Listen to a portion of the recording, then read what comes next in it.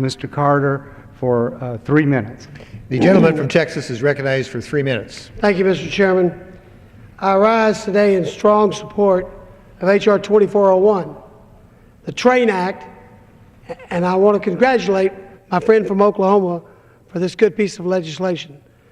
For the past 9 months, I've been on the floor of the House, and it's been my mission to rein in, or at least attempt to rein in, some of these out-of-control regulators in this country today who intend on keeping our economy in the ditch by placing barriers in the way of job creation and keeping jobs. And I think that I'm so glad this bill is on the floor, because this job-killing regulation is center stage at this time. Mr. Speaker, I'm pleased to see the TRAIN Act provisions delay this EPA job-killing and energy-killing rule because on the air cross-state pollution for the next 6 months. And let's point out, we heard comments about transparent analysis. My home state, Texas, was dropped into the final cross-state air pollution rule in the last minute. Texas was not included in the proposed rule, and our citizens were denied their right under the Administrative Procedures Act to review the impact and comment on the proposed rule. We just got kind of airdropped into this at the last minute.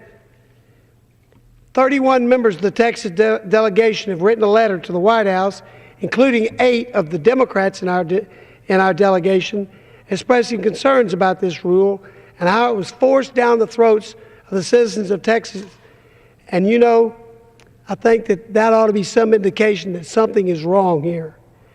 Now, Mr. Barton indicated something that is actually larger than what he stated. In his district, 1 plant has closed, but 2 plants have actually closed in Texas as a result of this rule already, and 3 mines have closed, and we know at least of the 500 jobs that Mr. Barton has referenced here today, but we haven't gotten the count from the other 2. This is a serious loss of good-paying jobs to Texas.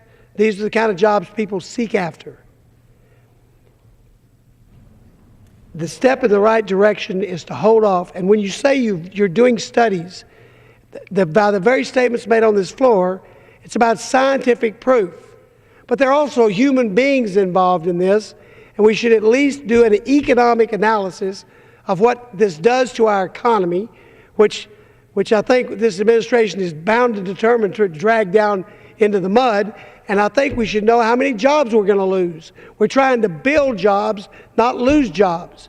We are in this country about growing jobs in America, not losing them. And these regulations are job-killing regulations. I'm really pleased with the work of the Energy and Commerce Committee on all of their hard work on these issues. This is important to American workers everywhere. I yield back. Time of the gentleman has expired.